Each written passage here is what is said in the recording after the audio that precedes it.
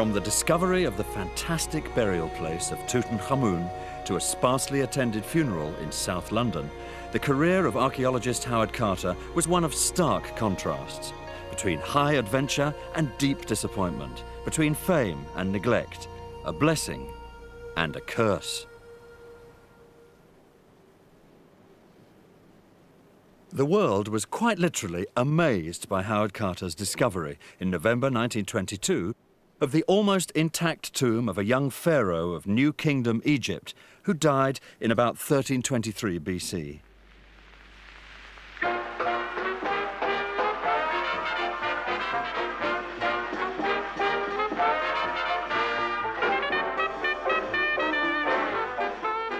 The press competed for the latest exciting news of the discovery. Tourists flocked to the Valley of the Kings in the Theban hills to catch a glimpse of strange treasures which had lain undisturbed for well over 3,000 years. In Europe and America, the new mass media created a new craze, Tutmania, which seemed to be everywhere. In 1922, this was the most powerful peacetime craze the world had ever seen.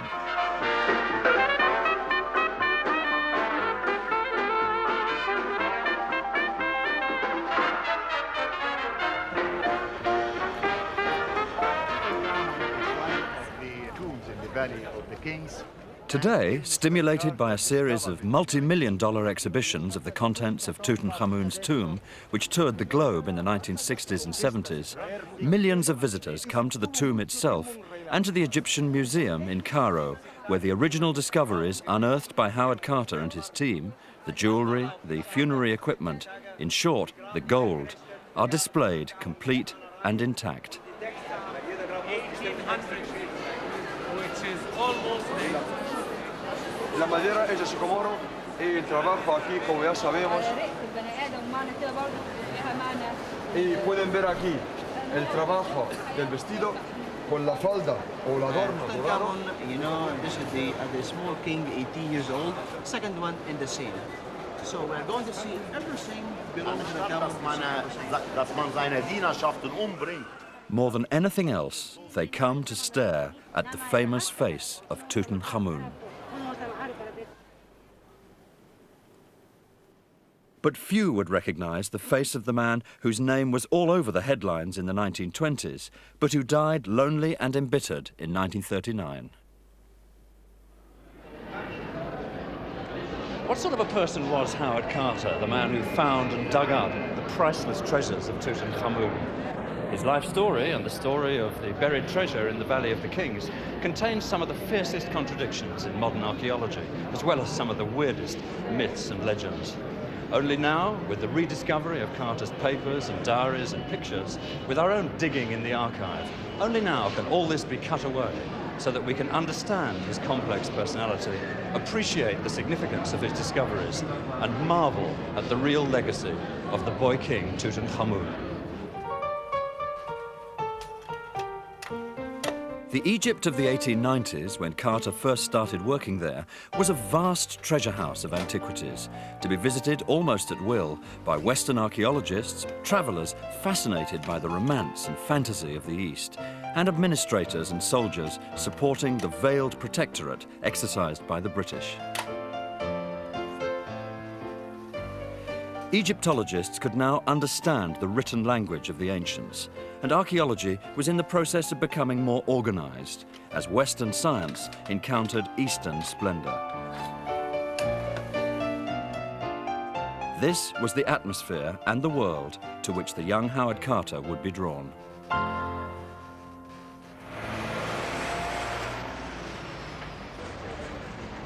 Howard Carter was born in London, off the Old Brompton Road, Kensington, on the 9th of May, 1874, but it was here, in the small market town of Swaffham, in northwest Norfolk, that he spent his childhood.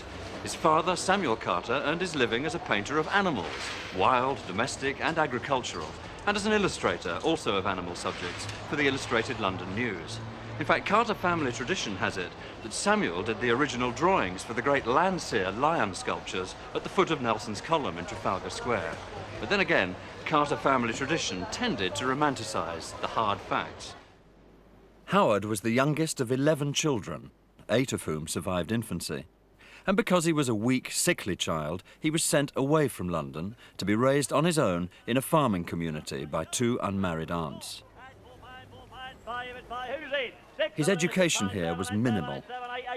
I was, he said, unable to go through a regular school training. It began later than usual and ended at the early age of 15. The grass feed at 14. Roger Groom. He grew up in this house, a solitary boy with something of a chip on his shoulder which would last for the rest of his life. But some things he did inherit in abundance: a good eye, a love of natural history, and a Norfolk accent.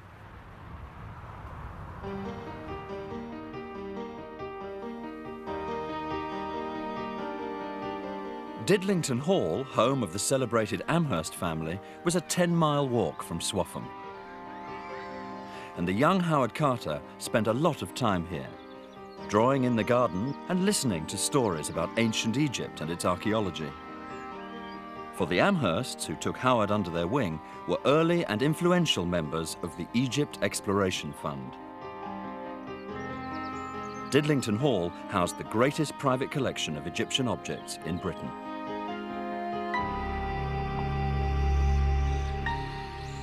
To Howard Carter, this was all pure magic, and as he put it, it gave him a premature longing for that particular country and his first experience of drawing Egyptian objects. It was his artistic talents which secured for him, at the age of 17, a job in Egypt as a draftsman and tracer.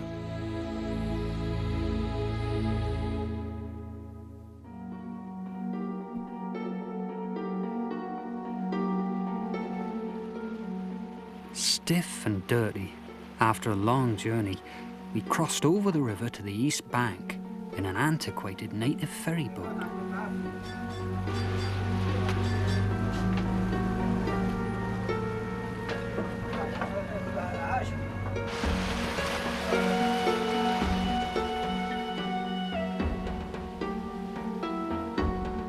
There, we climbed up to the rock terrace of the escarpment, where the ancient tombs are situated. His first posting for the Exploration Fund was 150 miles up the Nile from Cairo to the Middle Kingdom rock tombs of Beni Hassan.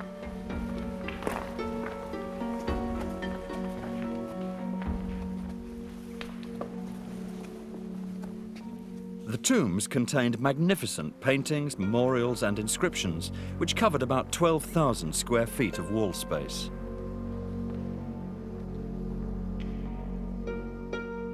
Carter was the youngest member of a survey team whose function it was accurately to trace and record the wall decorations. Also, to make watercolor drawings of the most important details. He was deeply impressed by the quality of the art, especially its line and color, but he felt that the tracings tended to lack life and imagination. He preferred doing watercolor versions, such as these.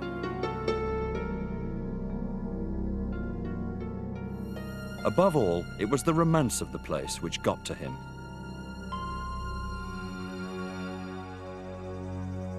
As twilight fell silently upon the rock cliffs, there was a look of gloom, an aspect of dreary isolation, which gave rise to disturbed phantoms which sometimes haunt the mind on the eve of adventure. Most nights, I watched the brilliant, starry heavens, and in imagination called up strange spirits from the past until the first gleam of dawn when, from sheer fatigue, I fell into a deep sleep.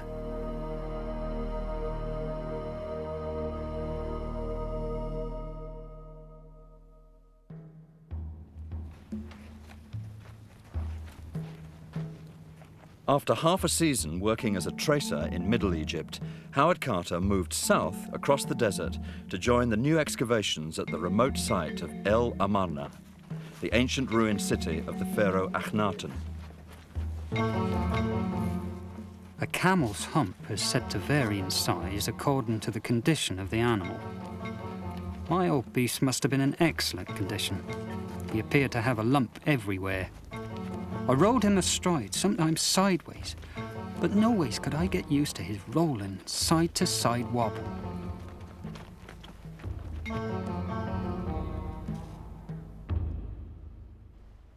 Flinders Petrie, the gifted and eccentric father of modern archaeology, had recently started excavations at El Amarna, a city which had been ransacked and deserted after the death of its pharaoh.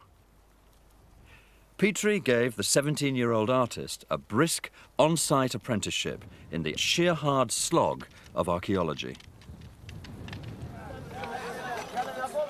Carter was given his first chance to practice a little independent excavation on his own. So he learned his craft, as he put it, from the very best and sternest of taskmasters.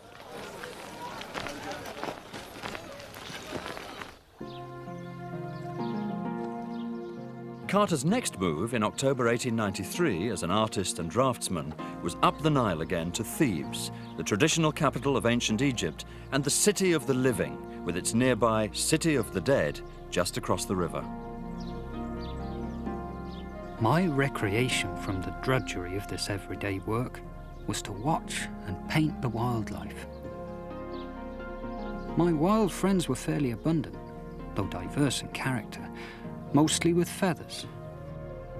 The birds which delight in eking out a precarious existence in desolate solitude.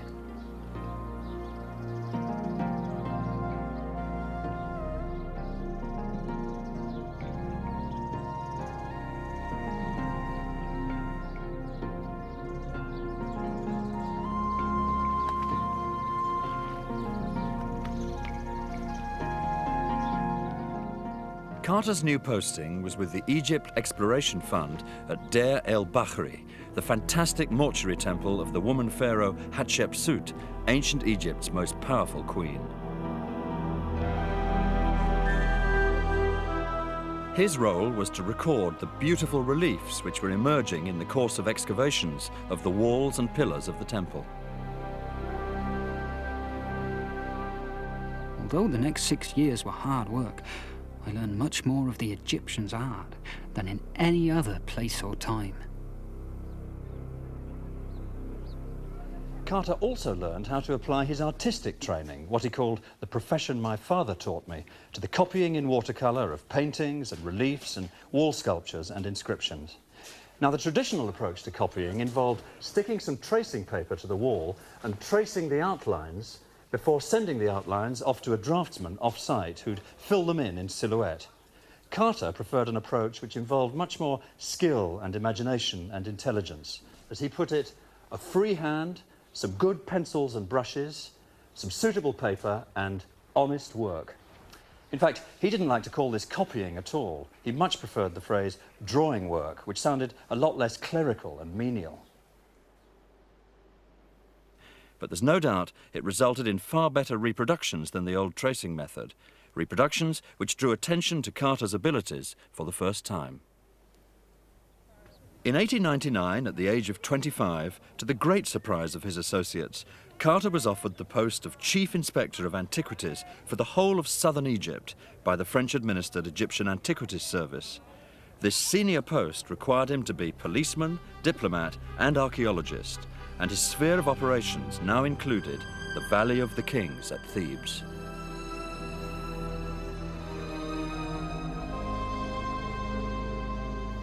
The Valley of the Kings.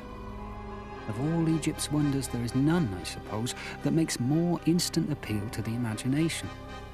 Here, in this lonely valley head, remote from every sound of life, with the Horn, the highest peak in the Theban hills, standing sentinel like a natural pyramid above them, lay many of Egypt's kings.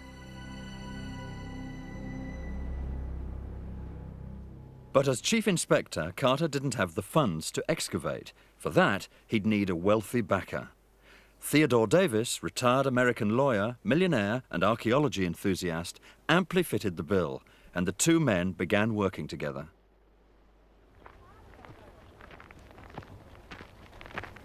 Dr. Donald Ryan, an American archaeologist of today, has specialized in retracing Howard Carter's footsteps of this period in the Valley of the Kings, including the rediscovery of tombs which had, surprisingly, been lost again in the meantime. I'm gonna get this big one here.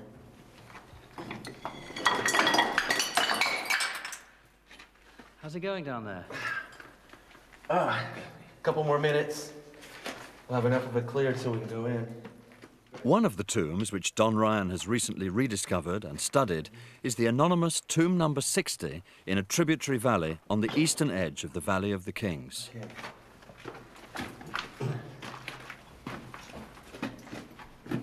Howard Carter first unearthed this tomb in 1903, but was disappointed that in his view its treasures had, as in so many cases, been thoroughly looted and destroyed in ancient times. Okay, watch your step, Christopher. These steps weren't made very well. In fact, this entire tomb is crudely carved. I don't think there's a straight line in the entire tomb. It's my feeling that the tomb was commissioned at the death of somebody important and just hacked out in a short period of time.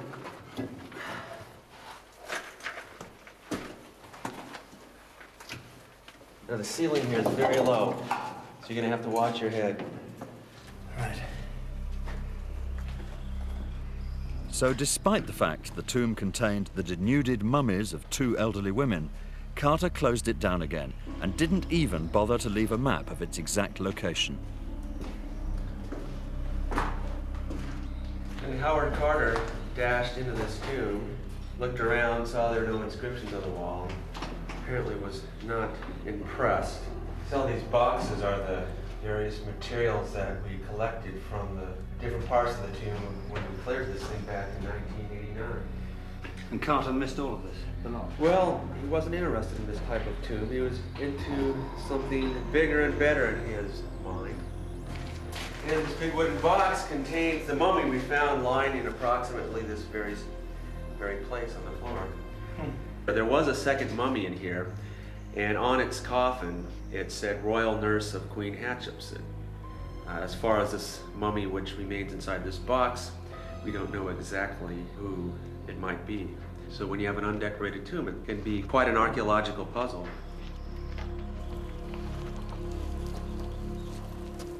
This tomb's a little different. You're gonna like it a lot.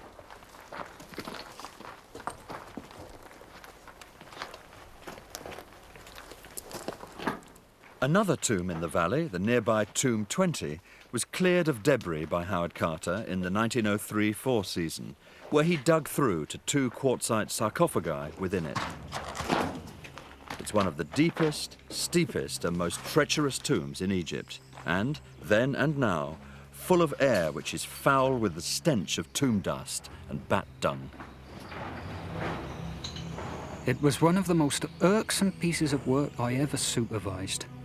There was serious danger of the rock falling in upon us. And to add to our trouble, the air was also very bad. Candles would not give sufficient light, and I was obliged to introduce an air pump. Even then, the workmen could only work 3 hours at a time. Oh, stench. It's really foul. What is it you think? I think you know what it is. It's bat guano. I suggest you get against the wall or something, because these things, I think there'll be a lot more coming. Here, stay against the wall, Christopher. All right?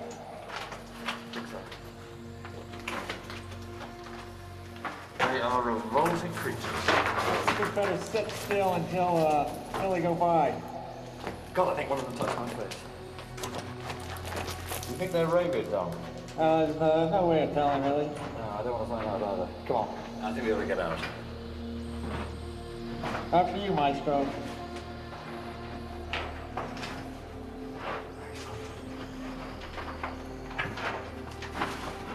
Right there.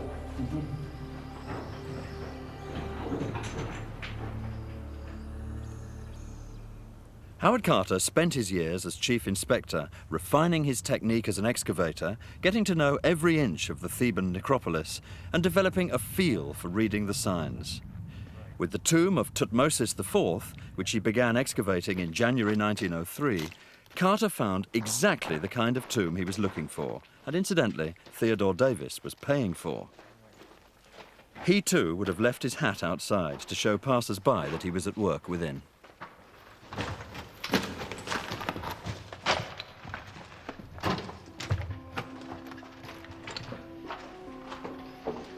Hey, this is more like it.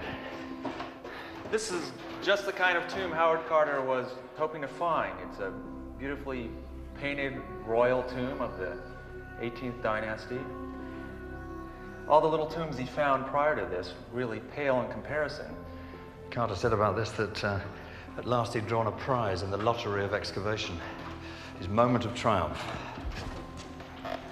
We can see right here, there's some ancient evidence of tomb robbery. This is an ancient tomb robber's rope that was tied around the pillar here. You can see it's knotted so that the tomb robbers could climb up and down. Incredible. What does an excavator do in the moment of triumph, when he feels he has drawn a large prize? Here were all the proofs that I had found the tomb of Pharaoh Thutmose IV, Have a look at which, this. as you may conceive, gave me a considerable degree of satisfaction. This is a bit of ancient graffiti written in a cursive form of hieroglyphs. And it says, year 8, 3rd month of summer, day 1, in the reign of King Horemheb. That'd be about 1311 BC. King Horemheb commanded Maya, which was one of his officials, restore the burial of King Thutmose IV. Restore the burial, what does that mean? It means that within 80 years of the burial of King Thutmose IV, his tomb had been robbed. It looks like someone's tried to cut out that goddess's head. Do you think that might have happened in antiquity as well? Probably not. The robbers in antiquity were more interested in precious metals and jewels and gold and such, whereas more modern robbers would be more interested in artistic things that they could sell on the art market.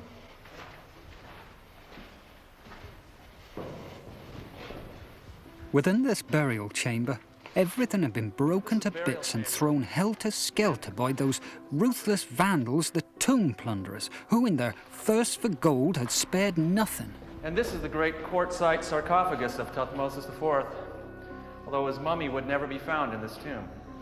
Carter, I think, said that there were all sorts of bits of linen and ceramic lying around the sarcophagus here, so the scene resembled an orgy rather than a hallowed place. And I believe he thought that the robbers of antiquity had done it.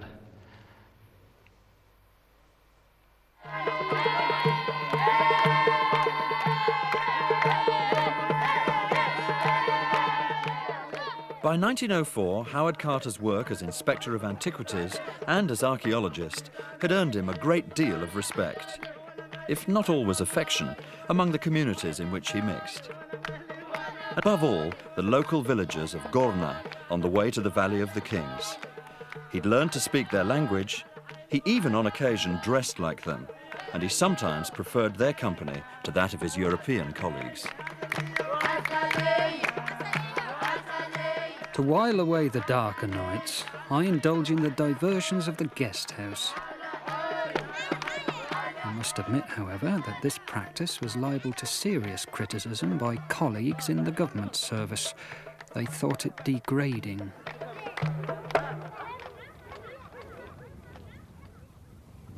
In late 1904, Carter was moved from the Inspectorate of Upper to Lower Egypt, which included in its sphere of influence the great necropolis around the step pyramid of Saqqara. After 5 years, it was time for a change, but unfortunately, the new post was to go disastrously wrong. A week into the new year of 1905, and a party of some 15 French people, having had a jolly good lunch over in the palm groves of Memphis, and having had several bottles of wine to wash it down, arrived here at the Saqqara necropolis by donkey and asked in a semi-coherent way to see the monuments. The local ticket inspector, naturally enough, asked them for their money, and several of them refused to pay. They hung around, had a few more drinks, and made their way down to the Serapeum.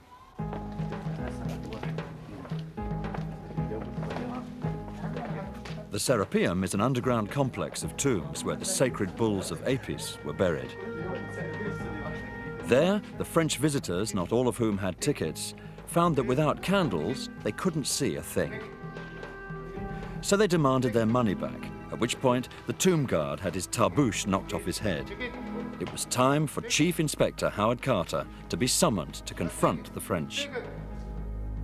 He asked for everyone's name and address and requested the group to leave the site immediately. They refused, and in the course of further exchanges, one of the tomb guards was hit in the face, and Carter himself was threatened with a punch on the nose.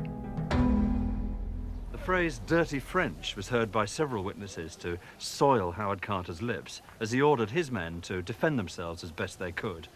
A couple of tomb guards were quite seriously hurt, an interior decorator got hit on the head, an accountant from a French gas company was felled to the ground with a truncheon.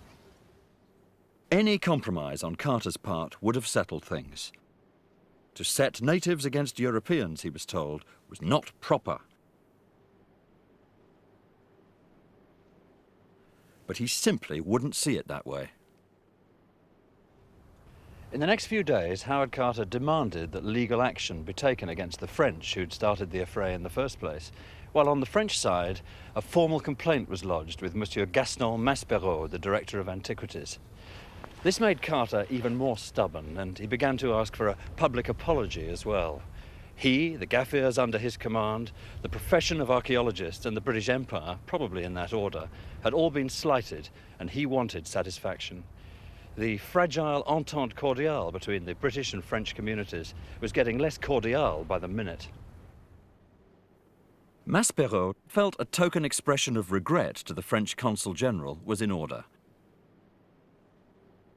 Theodore Davis advised him to give in for the sake of peace and harmony. That, he added, was the gentlemanly thing to do. But Carter wouldn't budge.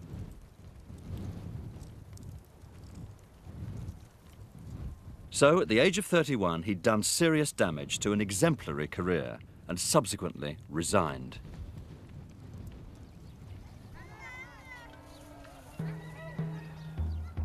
He returned south to Luxor and lived in self-imposed isolation amongst the locals in the foothills of the City of the Dead.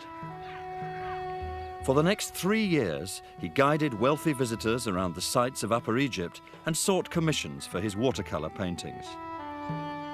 He was short of money, and it was a hand-to-mouth sort of existence.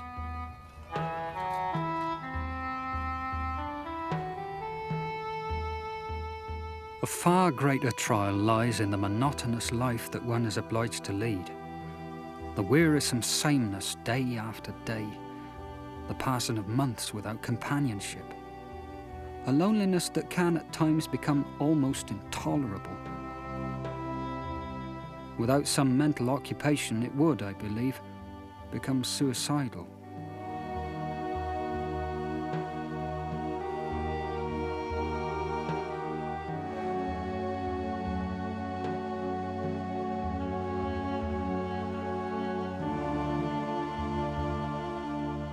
In summer 1907, Carter returned to England, where he learned that Lord and Lady Amherst, who'd encouraged him to go to Egypt in the first place, had hit hard times. Didlington Hall was up for sale, and the great Egyptian collection was to be dispersed. His world seemed to be collapsing all around him. Didlington is in brown paper parcels, and Lady Amherst is saving odd bits of string.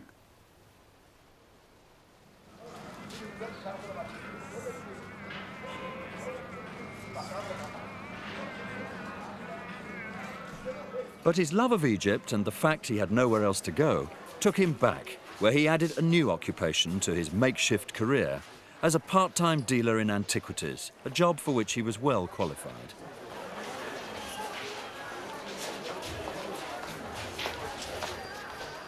He knew what he was doing and was well known to those who regularly sold their discoveries and acquisitions in the bazaars and side streets. It was a case of gamekeeper turned poacher.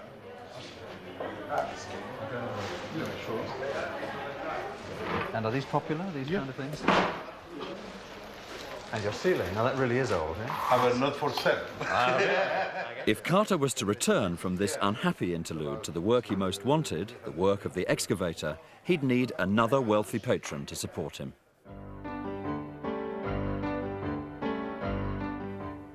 George Herbert, 5th Earl of Carnarvon, was a sporting gentleman.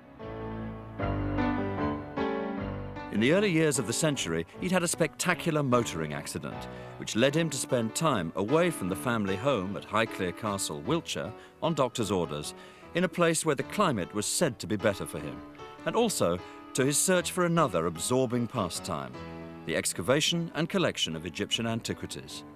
I would much rather, he said, find an unrifled tomb than win the Derby. And he was in the enviable position to do both. At first, Carnarvon was granted a permit to excavate here in a part of the Theban necropolis where even an amateur could do little damage. It had been rummaged over many times before, and all he had to show for his investment was a mummified cat. But he was absolutely thrilled with it and determined to secure a better concession. For this, he would need a professional advisor and assistant, someone with more credibility. Gaston Maspero suggested his ex-colleague, Howard Carter. It was the start of a most unlikely friendship between the grandee who admired Carter's skills and the craftsman who returned the compliment by modelling himself on his patron. Neither of them could imagine where the partnership would eventually take them. As a sign of Carter's newfound security, he decided to design and build his own castle, a permanent home at the entrance to the Valley of the Kings, which he called Castle Carter. What he yearned for was a concession in the valley itself. What he got was permission to work around its margins.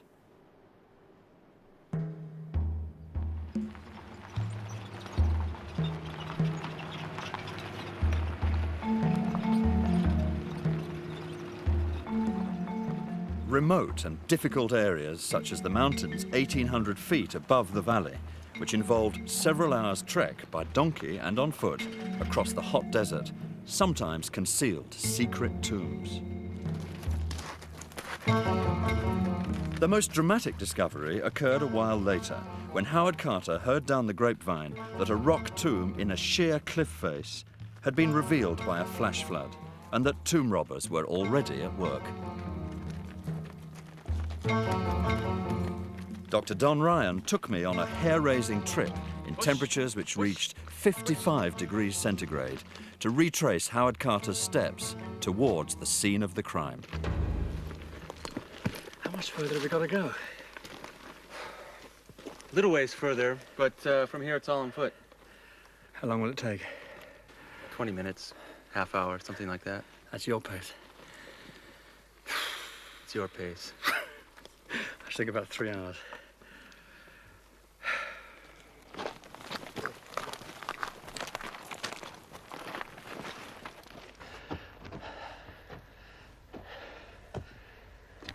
There it is. You're kidding me. So where's the tomb? It's a little opening up in the cliff. Gone. That one there, halfway down. Right. That's it. How on earth did you Take get a to look. it? How'd you get down there?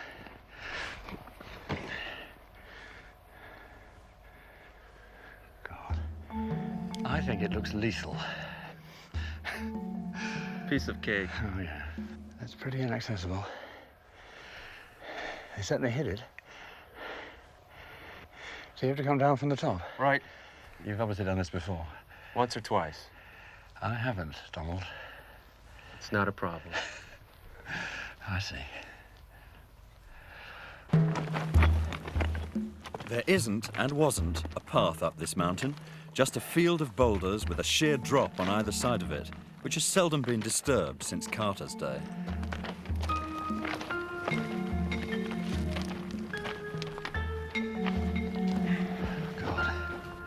We're right on top of the cliff right now. It's all getting a bit macho for me. Do it. When we arrived above the tomb, I found that the plundering Arabs had crept down a crack extending halfway down the cleft to a narrow ledge in the rock. For anyone who suffers from vertigo, it certainly was not pleasant. Oh, it's slippy. This is the easy part. Thank you. Ow. Sorry about that rock fall. There's plenty more where that came from. Point of no return coming. Where'd I put my leg? Right here. Right. Well done. Well done. My goodness. It's just a sheer drop. Well, this is where we set up the ropes. See? Right? Here comes the wind. Don, I don't think that I'm going to go any further. I've made it to the plateau. I think Carter calls it not for people with vertigo, and I'll drink to that. I think I'll leave it to the professional from here on. I if you don't mind. wholeheartedly concur. Well, I'm glad to hear it. Okay. I'm deeply impressed with the range of skills that archaeologists show. Had no idea. Carter probably used a knotted rope of some sort. It would be pretty scary.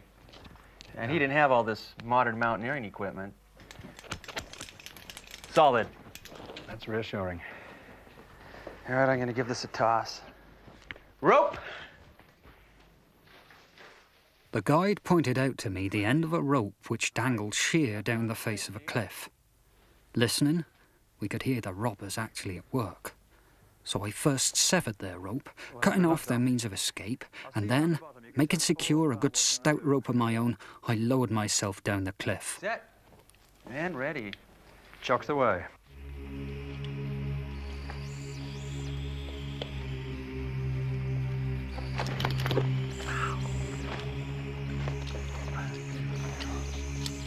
You okay? Oh, yeah. No problem. It's a bit bumpy.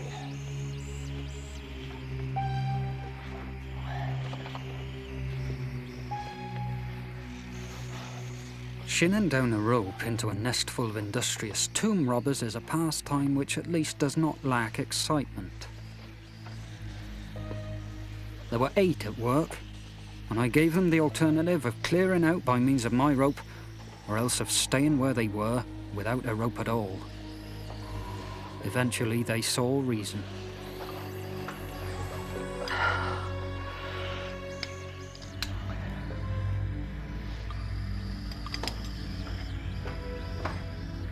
Carter wasn't sure what he'd find inside this cunningly concealed tomb 130 feet down from the top of the cliff. It had a half-finished, unoccupied look to it. It seemed that the tomb was originally intended for the young Hatshepsut, who'd had an inscribed quartzite sarcophagus placed there in readiness, but that after she seized the throne, she abandoned it for a grander memorial and a mortuary temple, that same temple on which Howard Carter had worked for 6 years.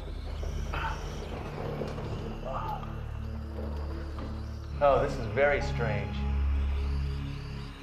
This little room here is full of water. Not going in there. This is water that probably entered this tomb sometime during the winter. The rains that occurred filled this tomb. So, after the incredible labor and imagination involved in preparing it, this cliff tomb was never used.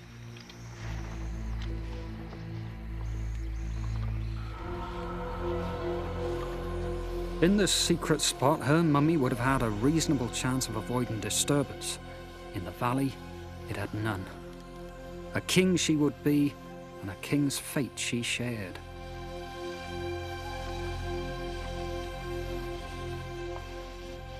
How was it done?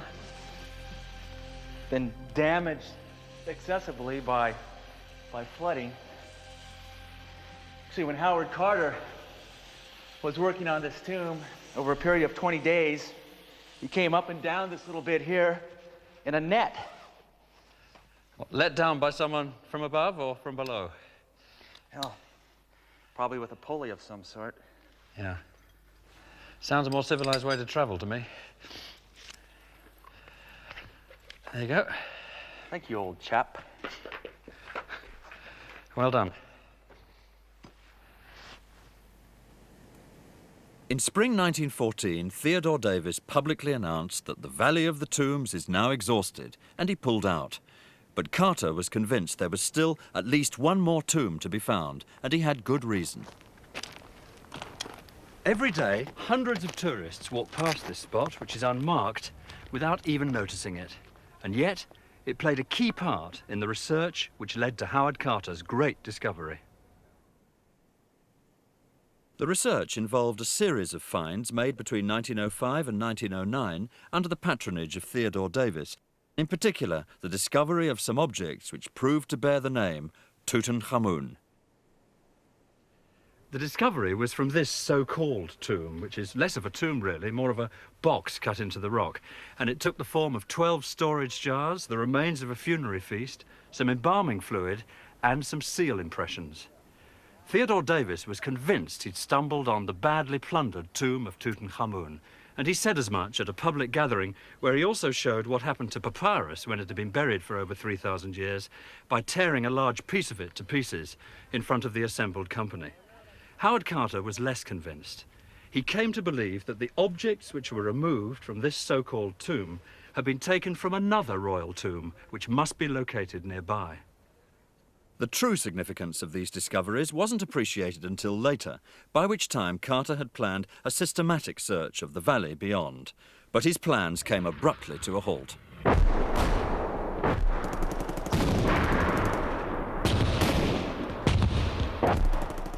At the age of 40, Carter wasn't expected to see active service in the First World War. But at the beginning of 1915, he was recruited into the shadowy world of the intelligence department of the War Office in Cairo, where his knowledge of Arabic was useful for official communications, and where he became a kind of king's messenger. But it wasn't until the end of the war that he could return to archaeology in earnest. Work resumed in the valley in December 1917, with Howard Carter still digging on behalf of Lord Carnarvon, but now planning what he called a systematic and exhaustive approach to the whole business of finding an undiscovered tomb. It was an approach which involved taking a 2.5-acre area of ground, defined by the triangle the tomb of Ramses VI, the tomb of Meneptah, and the tomb of Ramses II. A triangle rather like this: Ramses VI, Meneptah, Ramses II. Then, dividing it up on a grid system derived from plans for artillery barrages in the First World War, and then systematically digging away all the loose chippings and debris right down to the bedrock. As Carter commented, in 1917, our real campaign in the valley commenced. Carnarvon employed up to 100 men to shift thousands of tons of stone chippings thrown up by previous excavations. As 5 seasons went by, Carnarvon was all for abandoning a search which seemed to be getting nowhere slowly. But Carter argued for one last season, which he even offered to fund himself, and Carnarvon eventually agreed. The season would begin on the 1st of November 1922 with the clearance of the remains of some ancient workmen's huts built for the labourers who dug the tomb of Ramses VI. It was his last chance. 3 days later, a slab of limestone was uncovered here, probably by the water boy, the most junior member of the workforce. It turned out to be a step cut into the bedrock.